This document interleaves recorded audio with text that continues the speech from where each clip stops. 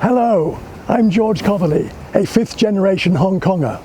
I was born here in September 1942, and I'm pleased to talk about my time in Stanley Internment camp and the future of Hong Kong for the Bamboo Rock Channel.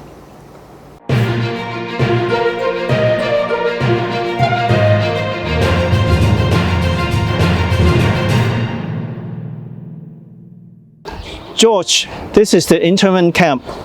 Any thoughts to be back 76 years after the war? Oh yes, many thoughts.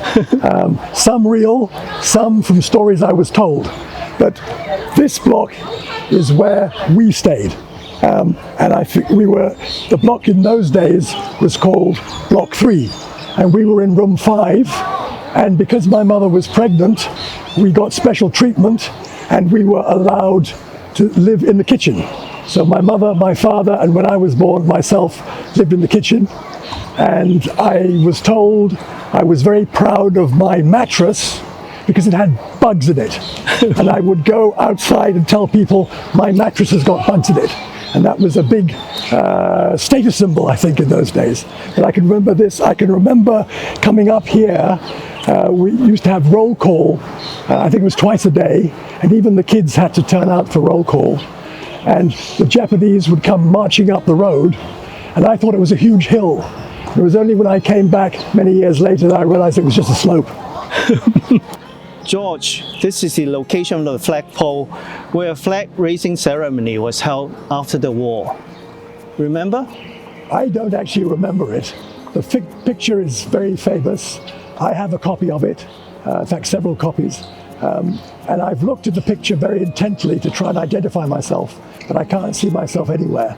I must have been here because we lived up there, but no, I haven't seen myself in that picture.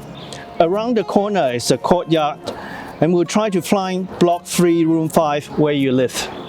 Good. I remember the courtyard because one time I was playing in that courtyard and my mother rushed out and dragged me back into the building. And the reason was the Americans had come and were bombing, and they dropped a bomb on the bungalow. And I was outside here when that was happening. So I do remember that's one of my genuine memories of being in Stanley Camp. But you survived. The bomb was dropped. Where is it? Over there. Huh?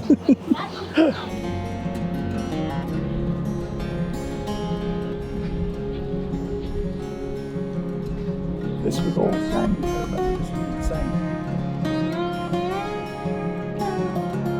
I think it's on that side. Yes, yeah. Oh, upstairs.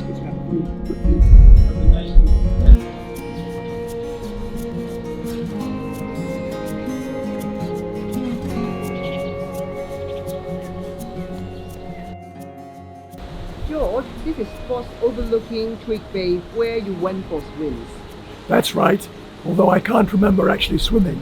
But what I do remember is coming up these steps, being carried up by somebody who looked like a skeleton. And I had to be carried up because the steps were concrete and hot, and I had no shoes. And that memory's remained with me these last 6 years. George, this is the former Twig Bay Clinic. You are showing us a birthday certificate which says you were born at the Twig Bay Clinic at Stanley Prison during a typhoon. Yes, that's correct. This is one of the 3 birth certificates that we were given if we were born in Stanley Internment camp. The first one was from the Japanese. It was in Japanese, and I still have that. The second one was from the unofficial British authorities in the internment camp, which is, as you can see, written in beautiful red copperplate handwriting. And then the third one we received after the war, which is my real legal official birth certificate from the Hong Kong government.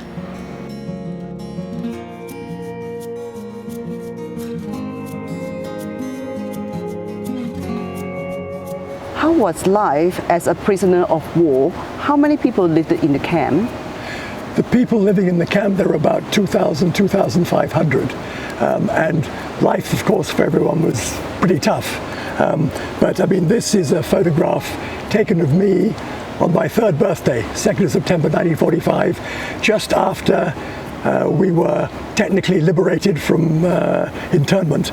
And you can see my father looks pretty skinny, but my mother looks quite healthy, and I look pretty fit. So I think life wasn't too bad in the end. Did you remember going hungry?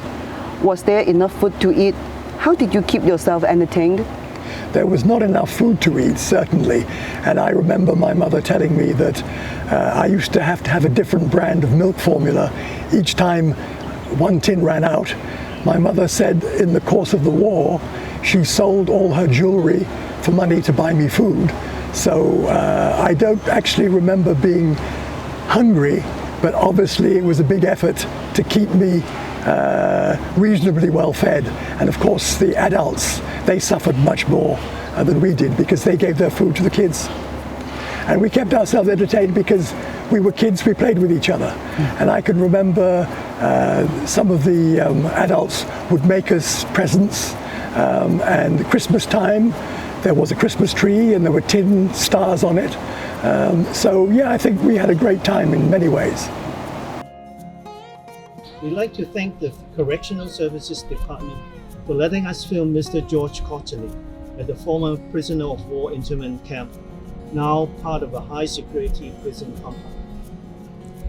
Thank you, CSD, for a wonderful trip down memory lane for me this afternoon. I very much appreciate it. Thank you.